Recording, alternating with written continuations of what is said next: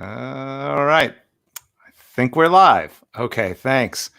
Hey, everybody. Here's Henry. Henry Lien. I'm Matt Michelatis, of course, as you know.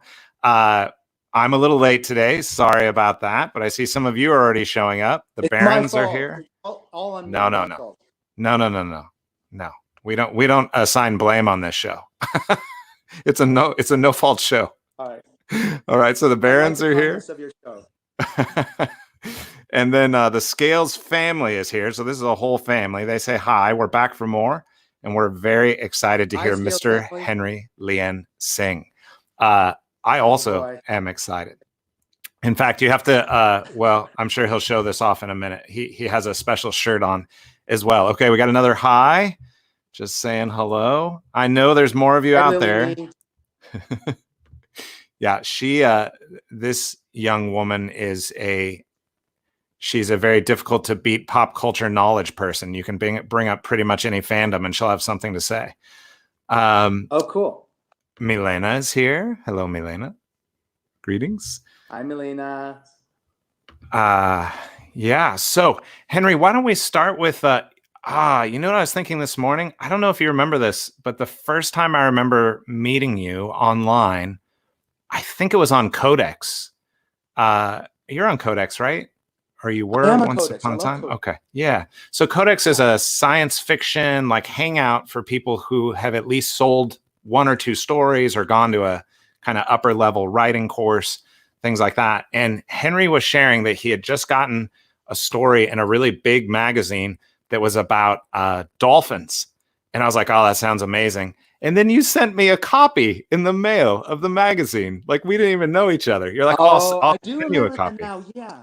Yeah, I was like that story meant so much to me. I wanted to share it, and the little bit of money that I made off the story, I just turned around to buying copies so I could share it because I love dolphins so much, and I my gosh, spread the message. I love dolphins too. You love animals maybe more than any other person I know. Like you really love animals. Oh, thank you. And you have, yeah, I think animals make people better people. And especially if you've ever been in a position where you've had to nurse back to health a wounded, a gentle, innocent, wounded thing that relies on you and just kind of very simply loves you because you are kind to them. That's incredibly nourishing, and I think changes you and anchors you into the things that just really matter. You are kind to something that needs you and it loves you back. It's that simple.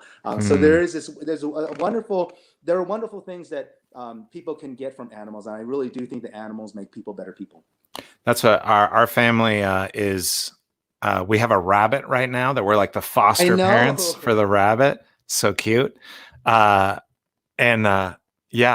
rabbits are, they're scared of everything. So it's taking a little time for it to get to sort of the affectionate level, but it has bonded with one of my daughters now and like always wants to lick her and be close to her. So she's the definite family favorite, which is pretty funny. Sweet. So yeah, I've been watching your live cast for Crescent Stone, and I keep watching for the rabbit appearances. Oh, I should see. I mean, I can have my daughter bring the rabbit in at some point. She's out playing in the yard right now. Okay, I'll let her know. Henry, tell us a little bit about how you got involved in writing. You've had such a varied career. How did you end up pushing into writing? Well, I was an attorney for 10 years, and then I was an art dealer for 10 years, and I also taught at UCLA, and I enjoyed both those careers, but finally at the age of 42, I just snapped and came out openly as an aspiring science fiction and fantasy writer. And it felt, it seems like on the surface, it seems like a hard left turn and then a U-turn after that, but really it wasn't because, two things. The task of being an attorney was all about reducing to a compelling story the life of the client that I represented behind me. And the task of being an art dealer was reducing to compelling words the vision of the artist I represented to make somebody want to buy the painting so that they had a way to enter the painting. So I realized that these two jobs that I had held for 20 years, half of my life, were really about compelling storytelling. And especially with being an attorney and being a litigator, That's great storytelling because the stakes are really high and the Yeah. emotions are really high, and you only have a little bit of time to make your case and convince your audience to change your client's life. So the Wow. stakes are high as a storyteller, and so I found that that transitioning to becoming a full-time storyteller was not that graceless a transition at all. It actually was quite painless. Wow. And the other thing is that I've always wanted to write since I was a little kid, but I never pursued it seriously, and I thought that that was going to be a life regret, but it wasn't, because since I started at the age of writing at the age of 42, I realized that the gift I had given myself was that I had spent half a lifetime amassing material in lived experience to write about. And the second half of my Hmm. life was going to be devoted to capturing those experiences in compelling stories. So Hmm. I have no fear of writer's block. I have no fear of running out of material because I have half a lifetime's worth of stories to tell. So it was actually a really it was a painless transition, and I recommend it to anybody. American life is all about self reinvention. We are a society that is very much about people making themselves, building themselves. So I encourage any aspiring writers out there or young people who would want to write that you can pursue many things. You don't have to. There is no timer on when you have to Hmm. start writing to make you a real writer. It can Hmm. happen at any time when you want it to happen. So relax. That's right. Take your time. There's no hurry. And Yeah. I think so many people, one of the things they have to overcome is this feeling that your voice is not important enough to write. Was that Yeah. something that was part of your story or no? Well, for this particular book series, Peasprout Chen, it was the opposite of that. I Hmm. mean, I, I Hmm. I'm surrounded by sensitive people, and they are good people. And in part because they are good people, they are humble and they doubt themselves. And the dark side of that is that they tear themselves down, and the voice and the contribution that they have to make. And so, what I wanted to do with this particular series is I wanted to show somebody who is the opposite of that, somebody who clearly Uh, is special, who is the most unforgettable person in the room, and who has the most talents, but to show that that's not everything. And part of Peace Sprout's journey throughout the first book is realizing that those quiet people out there who have been doubting themselves, they have at least as much contribution to make as I do, but they're just not shouting all the time. They're not taking up all the air in the room. And maybe I need to back up a little bit and allow the quieter voices through, because they have something that I can learn from as well. yeah, I love so the first Peasprout Chen book, Future Legend of Skate and Sword. My 10-year-old daughter and I read it together. Every night when she went to bed, I Uh, would read a chapter aloud to her, and she loved it. I loved it. Um, give us the for those who aren't familiar with the book, give us the little what right. exactly is this book about?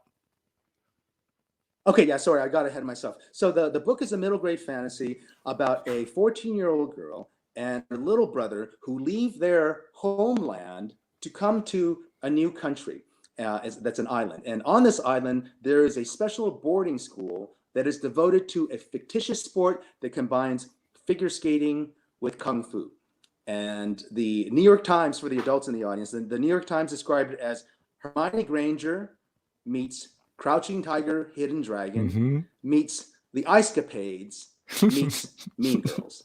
And that's very accurate on a plot level, but it's also about some other things thematically that mean a lot to me. It's about the process of coming to a new place, whether that's a new country or a new Hmm. school or a new home and community. And it's about what that does to a person, and how having to come to a new place is an enriching and important basic life experience. And the other thing that it's about is it's about girl power. I mean, I really believe that the future is female in many ways, and that Hmm. we need girls need books about girls, and boys need books about girls. Yeah, for And so I sure. wanted to I wanted to write a story that was at its heart about girl power in some way. I love that. And how many, do you know how many books there are going to be? I know the second one is Contest of Champions. How many more are we going to get? It's a trilogy in my mind. I have not written the third book yet. The second book. The second book I'm very proud of, but it tapped the well dry in terms of Oh, creativity in this world. It needs some time for it to fill up because the first the two books came out very closely, only 8 months ago. And I was determined not to let the second book suffer. I was determined for the second book to be even better than the first book, hmm. and I think it is. But that means that I need some time to replenish those ideas. So I have not. I've outlined the third book, but I have not yet. But it is a planned trilogy. That's awesome. Well, I'm looking forward to that. Let me see. We've got a couple of comments here from people that were just joining us.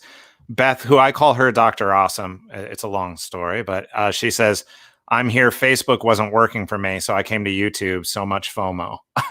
She's a little worried that she would miss out. Okay. My daughter, Allie, says she can get the rabbit for us when we're ready. Oh, yay. Someone in the Scales family, so Neil, asks if he can see your birds before we're done. So we'll have to see if that's yeah, we can try. I'm upstairs now on the third floor. It's sequestered in my little studio.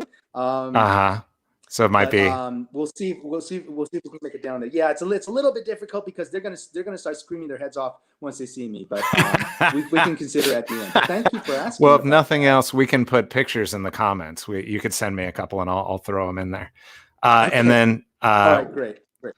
Philip says, Mr. Lien, your description of being a storyteller and the work you did before is extremely illuminating for me. Thank you.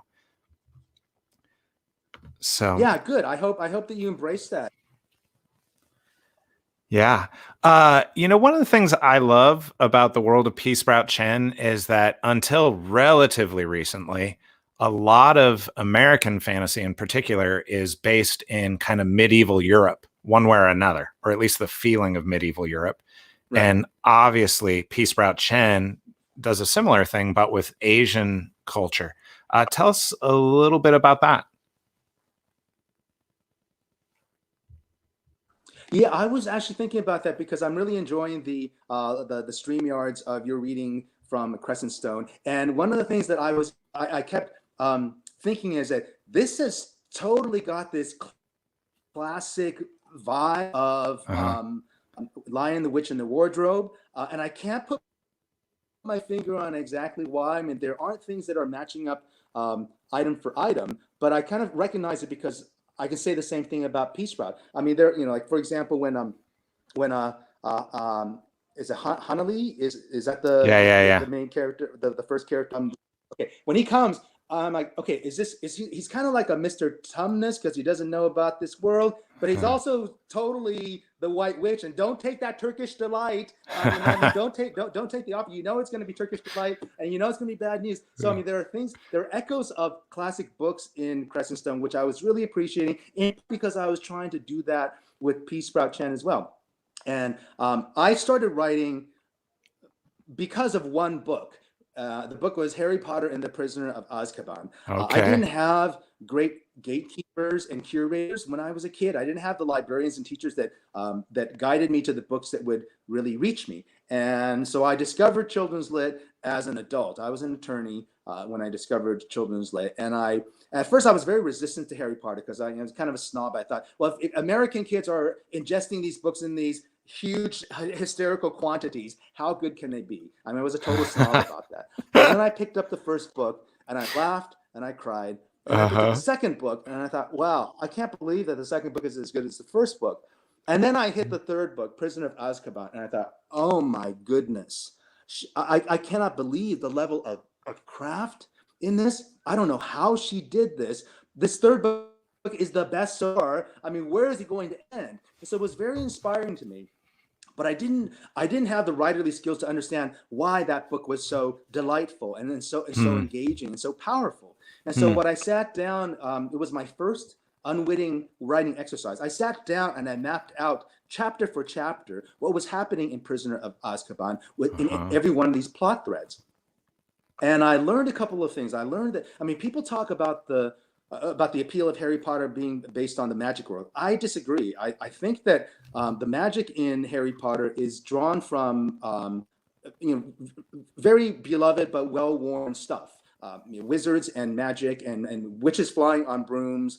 These are not things that she invented. These are things that she remixed and brought into her world in a different way. But the markers are there. A hippogriff is clearly a griffin, and so it was not the world building that was so inventive about Harry Potter. So I thought, well, what is it then? And in my opinion, it had to do with a couple of things. It had to do with the humor. I mean, the humor is so wonderfully dry. I mean, these books make me just crack up and crack up. And so much of it goes right over Harry's head, which is part of why it's funny. But the other thing, and maybe the most important thing about it, besides the themes in the books, which are heartfelt and powerful, but just structurally, what worked about that book in particular, Prisoner of Azkaban, was the ingenious puzzle structure of it. It's just it's basically the best constructed mystery possible. If you track, for example, I'm assuming people have read the book, but I won't spoil anything. If you track the subplot of why Hermione is so busy, she's super busy in her third year, and you think at first, oh well, it's this running joke regarding how ambitious she is. So you think that that's the first purpose. And then you realize, oh no, she's kind of growing apart from Ron and Harry because girls are maturing differently at rates at this age. So you think, oh, it's a commentary on puberty. And then you think, oh no, it has to do with the Lupin mystery. It's something she's taking all these classes because she's trying to figure out the Lupin mystery. So you think, oh, it's serving three purposes at once. When you get to the real reason why Hermione has been so busy in her academic schedule, you realize that those first three reasons were all just decoys for the real reason, the real plot. And then it just blows your mind that she could have orchestrated the choreography of this story so well. I realized that was what I needed to replicate. Create a world that feels like Harry Potter, but doesn't have any of the cosmetic trappings of Harry Potter. And so I eliminate all of the things that people associate with Harry Potter. There's no Western fantasy markers. There's no magic. There's not even any magic in this fantasy. Right. But what it does have is what it does have is it has this tight puzzle structure, and it leaves clues in plain view, and it does not cheat. But hopefully the twist is good enough that you don't see it coming, and that it utterly changes your understanding of all of the preceding events. That's how I try to reverse engineer the feeling of Harry Potter without having to rely on Western fantasy. And the other thing that I wanted to do too, finally circle back to the heart of your question, is that I wanted to draw upon, because I had this edict against using actual magic in the book, I thought, okay, well, that's a huge writing challenge to take out magic. So what are you going to put in place of the magic? And I wanted very much to draw upon my own culture. I was born in Taiwan, and I wanted to show how culture and history and athletics could be as cool as any magic. and that's a tall order. But I told myself I can always put the magic back in after building up the rest of the world if I really need it. But by the time I had built up the world in the sport of Kung Fu figure skating, I felt that I needed it.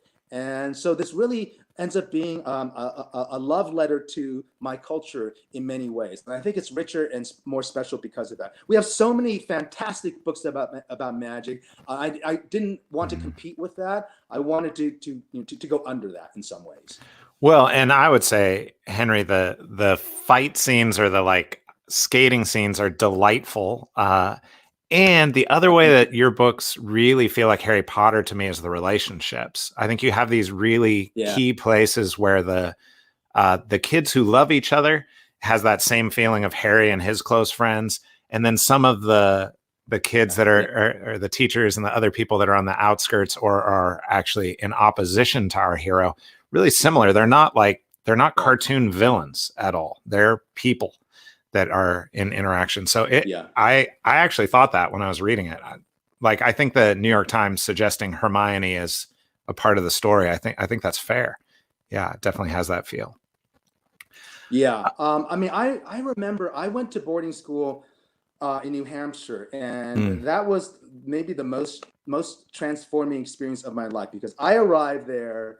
This is the mid 1980s, so I arrived there with orange hair and an earring and all these new wave clothes, and I mean, I felt like I had been dropped on another planet. It was a very preppy boarding school. Here I was, this gay immigrant person of color, scholarship student, and I was such a fish out of water. And I was very lonely at first. But then I found the group of like-minded kids, and I mean the time that I had with that was the happiest time of my life. I frankly don't think I will ever be that happy again.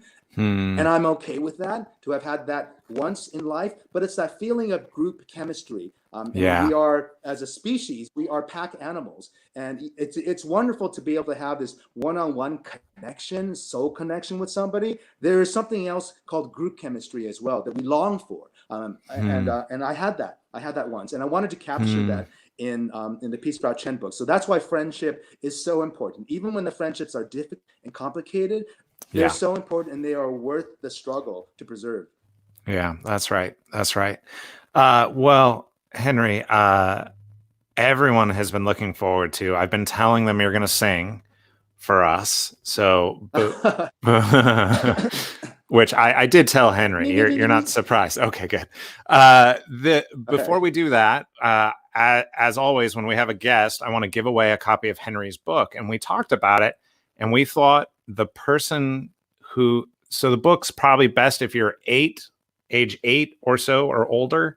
So we're looking for the person who's closest in age to being an 8-year-old. So if you're actually an 8-year-old, if you're close to being 8, go ahead and drop a comment in, and I'll send you a copy.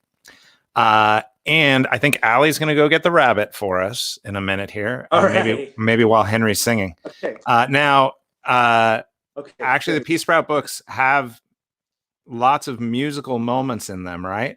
Or poetry at the very least.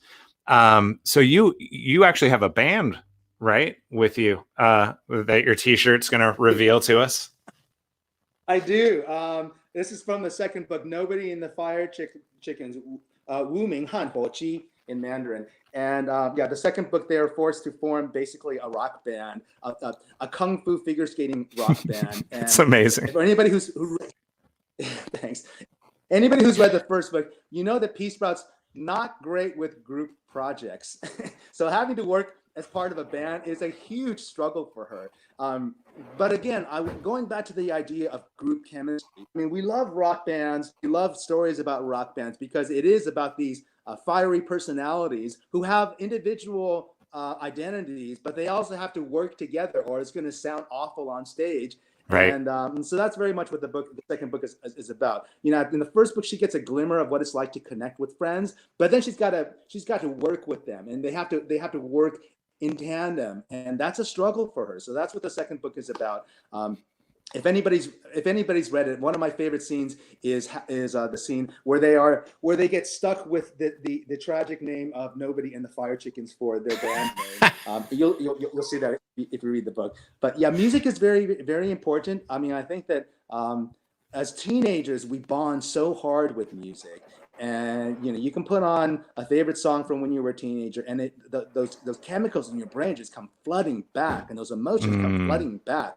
Music is so powerful, and I was creating a fantasy world where there's a lot of different artifacts. The world building is very specific, and I wanted to create at least one artifact from the world that was as real in our world as their world. But I couldn't create a building, and I couldn't actually do the Wu-Liu. So I thought, what can I make that I can pull out of that world and share with people that is just as vivid in our world? I thought, a song. I can do a song, because the song I sing in the book can be as vivid as a song that I sing here. So I wanted to create this one artifact from their world and say, this is how real this world is. And here's one example. Just imagine that the rest of it is this real. So that's why I invested in creating these theme songs for the Peasprout Chen books. So what song are you going to sing for us today? Okay, this song is called the Pearlian New Year's Song, and it's the theme song from the first Peasprout Chen book. And it's the song that they sing during their New Year's month celebrations in this world. And there are the lyrics in the song actually contain the entire story, the life lessons that Peasprout has to learn. But the first time she encounters it, it goes right over her head. The second time that she encounters it, though, which is at the end of the school year, she recognizes that all the truths she needed to learn were buried in that song, but it took her a whole year to figure that out. And so it becomes very poignant for her when she hears it again, and she sees that this song has become a mirror for her life over the past year, and the things that she has learned and learned to value. So I am not, disclaimer, I am not a singer. I am not a songwriter. I am not a musician, but I wanted to, and this instrument is called a sanshin in Japanese, or sanshin in Mandarin. And I did not know that a year and a half ago, because I had never played any kind of stringed instrument, much less a Japanese and Chinese stringed instrument. But I wanted very much to be able to do these songs at these appearances, especially for kids, as a way to demonstrate that it's important to try things that you're afraid of. So that's my way of saying that this is not going to be very good. But please go easy on me. Okay, I'm gonna put you in solo layout so we can see you in your full glory here. Okay. All right.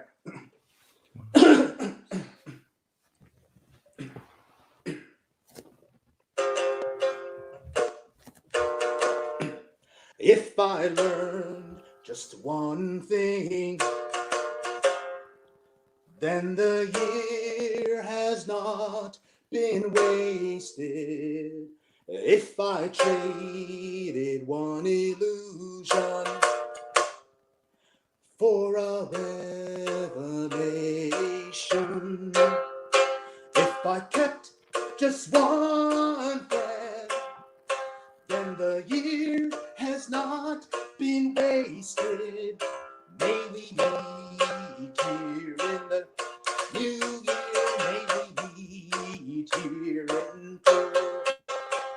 If I kept just one breath, then the year has not been wasted.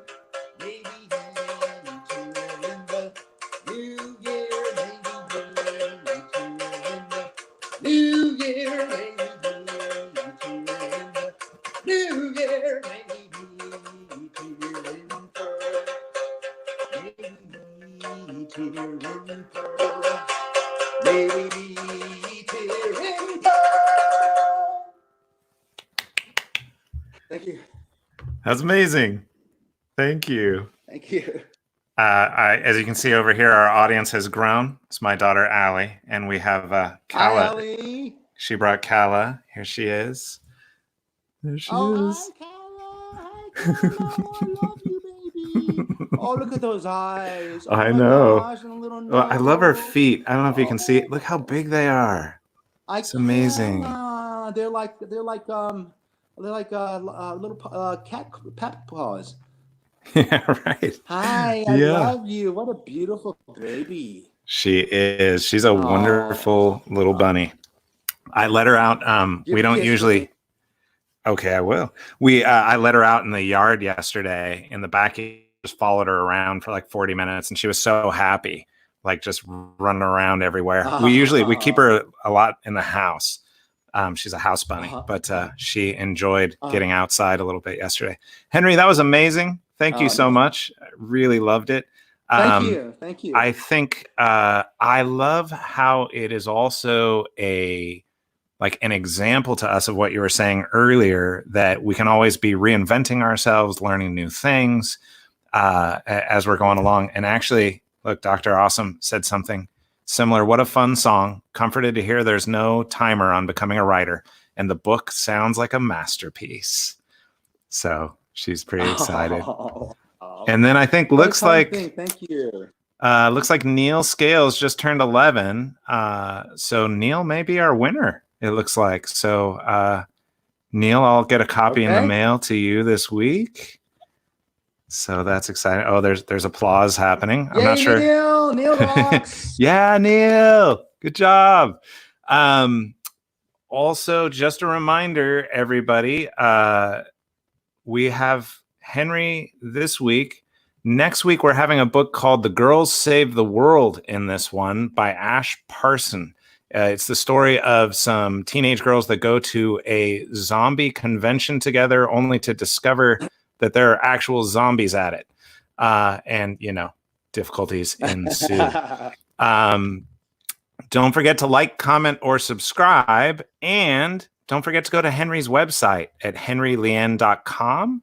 And you can get connections to all of Henry's different places where he's online as well.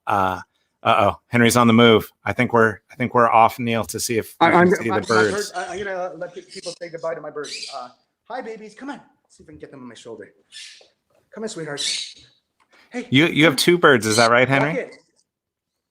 I do. Yeah, one of them. Rocket, come here. Rocket, come on. Rocket's behind me. Where's Rocket? There's Rocket up there. Come on. Can you do it? Okay. Well, they're up there now. You can see. I can hear them. The background. I'm on the shoulder. Oh, I see one. I want to just let you say goodbye. Yeah, there's one. they're playing up there. Thanks, Henry. Thanks so much. Okay. Thank you. Thanks for letting me talk with your wonderful people. Of course. Thanks, everybody, for tuning in. We'll see you Monday for more reading from the Crescent Stone, and the next Friday with Ash Parsons. And do go meet Henry online. Go to his website. Send him a note on Twitter. Let him know that you enjoyed having him here with us. So thanks, everybody. See you soon. Have a good weekend. Thank you. Bye-bye.